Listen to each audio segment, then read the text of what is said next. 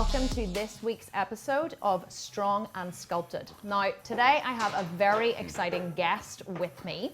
This is someone who I know personally because I have been training with this person since May of this year.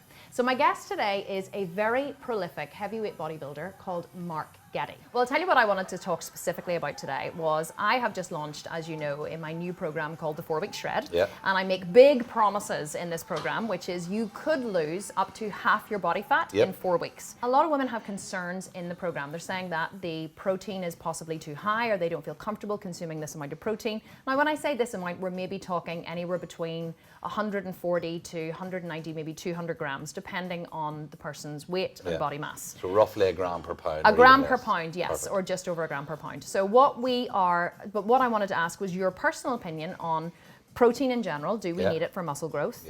Also, how much protein is too much protein, and is consuming more protein than you normally would detrimental in a short period of time, like 4 weeks? Well, first of all, as most of you hopefully know, protein is essential for muscle gain. At the end of the day, it's the amino acids in the protein that's going to be broken down and fuel your muscles. Also things like hair growth, nails, etc., all needs protein. So if your goal is to increase muscle mass and lose fat, you obviously need to increase the muscle, or you increase the protein in your diet. Right. For me personally, a gram per pound isn't a high amount. It's a normal amount. I've seen me taking in up to 2 grams per pound of body weight, and even higher, especially when I'm dieting, so to keep my body anabolic and not falling into catabolism and burning off muscle tissue. Now, so I have to go on. Tell me a little bit about anabolic and catabolic first, because many of our listeners won't actually know what that is. Anabolic basically means that your body's in an anabolic state, which means it's muscle building, muscle sparing and muscle building, which means basically you're giving your body the correct nutrition in order to build and maintain muscle mass. Catabolic's the opposite. Catabolic is when your body is in an environment non-conducive to muscle growth, i.e. you're not taking in enough nutrients in order to facilitate even gaining muscle and certainly even losing muscle. Do you know what I mean? So for proper bodybuilding or health or anything, you always want to be in an anabolic state, i.e. taking in enough calories, nutrition, protein in order to facilitate muscle growth. Yeah, because when I'm prepping, I would usually aim for, especially when I'm on lower carbs towards the end, I would always aim for, I would aim for 2.2 grams per kilogram of body weight. I'm not sure what that is in pounds, but just in general in off season. But whenever I'm prepping, and I'm low calorie, I can go up to 3 grams per kilogram of body weight. Protein's one of the best. Protein at the end of the day, obviously all calories being equal, you can maintain or lose and gain fat, depending on how much your calories are taken in. So if your protein is too high in terms of your calorie intake, you can, lose fat, or you can, gain fat. But at the end of the day, all things being equal, if your diet and your calories are balanced, and your protein intake's high, it's going to stop the body, burning muscle, which will in turn speed up your metabolism, which will in turn help your body lose fat. So that's why when we're prepping as we go on, our protein intake tends to be higher to keep our body in that anabolic state and help our body switch the metabolism and the overdrive, which will in turn help the body burn fat. And is it going to harm the kidneys having no, that much protein? Not after 4 weeks. At the end of the day, obviously, to me the kidneys are a fantastic organ. They're a flushing system for the body.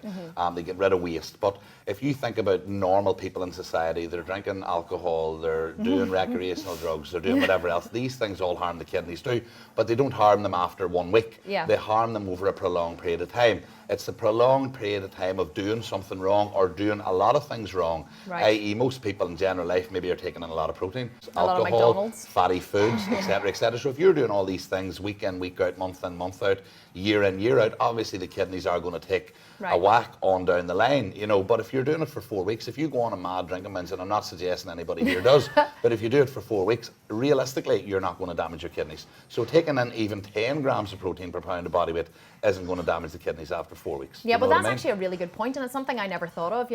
People change and they come into this kind of 4-week shred, which is, whole vegan food, exercise. So we're doing everything they tell you to do. We're exercising more, we're eating less, we're being healthy, there's no alcohol. None of that is coming into play here, but yet people are worried about ruining their kidneys. So basically the only thing you could sort of way saying is damaging your kidneys, but there's not, is the protein. Like if all you've got to consider is protein intake to your kidneys, you're definitely a lot better than 90% of the population. Right. You know what I mean? If you think about it. It's something that I actually never thought of, but it is so true. You know, we beat our kidneys, we beat our digestive systems. Yeah, we beat it, everything. you know, like you said, we give it alcohol, we give it processed food, we give it too much sugar, you know, the Diet Coke and Splenda and whatever else. You know, these things are not good for our body, No, but yet we pour them into them every day, and then suddenly we change to a very healthy diet and with lots of exercise, and we worry that we're having too much protein. Do you know what I mean? Yeah, it doesn't really seem to make sense whenever you put it in. Is that people often say, you know, there's the whole myth about you can't get you can't get enough protein on a non-animal based diet, on a vegan diet, which obviously I kind of bust that myth out the window because I have a good amount of muscle and I don't eat any animal products. But I mean, there's, in your personal opinion, is there one superior source of protein, or as long as you're getting your protein and your amino acids, does it matter what source it protein's comes protein from? no matter where it comes from. There was this big belief years and years ago about staggering your sources and getting your source of protein from different methods. You know, as long as there's 22, 23 amino acids and you're getting it from a full spectrum of amino acids, it doesn't matter whether it's animal-based, plant-based, powder-based, anything. You know, at the end of the day, your body breaks down protein in the same way, no matter what the style of protein, so therefore it doesn't matter. It's all going to be used the same day. It's all going to be broken down into the building blocks, which are amino acids, and then utilised and used through the bloodstream in order to build muscle, nails, hair, etc. Is it true that the body, in your opinion, or for what you know, that the body can only process 30 grams of protein at any one time? It's very specific, just 30 grams. Well, apparently like that's not what they 29 say. or not 31. Not 29 or 31, just 30. I've heard that, and without using my usual language, I would say no, definitely not. At the end of the day, there's no study that I've seen or ever read that can be telling that the body can do this. It's impossible to even quantify the number that your body can store.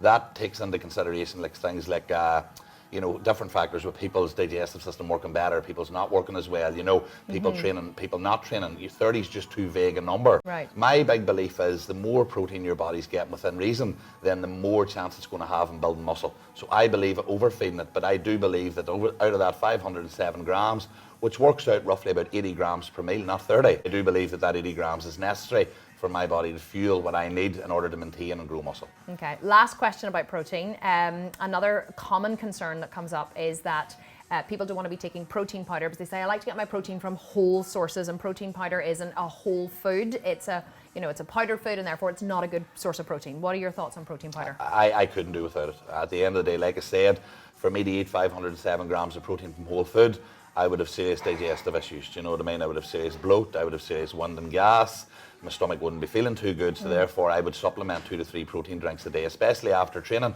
when I want the protein to get straight into the bloodstream quicker.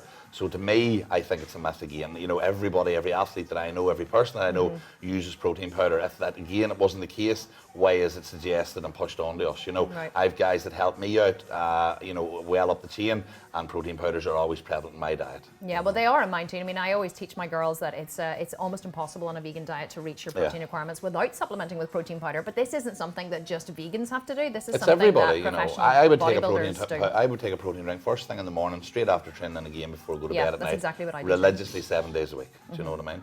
And I've never had any issues, and I never will have any issues with it. Perfect. Great. Well, Mark, thank you so much for your time. No problem. Absolutely Pleasure. appreciate your knowledge bombs that you drop on us every single day. Pleasure. And the thing is, I actually get these. I train with Mark 5 days a week, so I get to listen to Mark talk in here. This is Mark's gym where we're in today, and shout 5 days a week, so I get this every single day. But I'm going to bring you more of these from Mark every week. And if you have questions that you would like to ask Mark, I want you to drop a comment below this video. And even if you just want to say Mark is the boss, whatever you want to comment on Mark, or if you do have a question or a comment for Mark, then we can answer them in future videos. So make sure that you comment below this video. You let us know what you thought. Do you think you're eating too much protein? How much protein did you think was too much? Have you not been having enough protein? Did you not believe in protein powder? Whatever your questions, comments, or concerns are, write them below this video because we really want to interact with you in the comments. Thank you so much for watching, and I will see you again soon.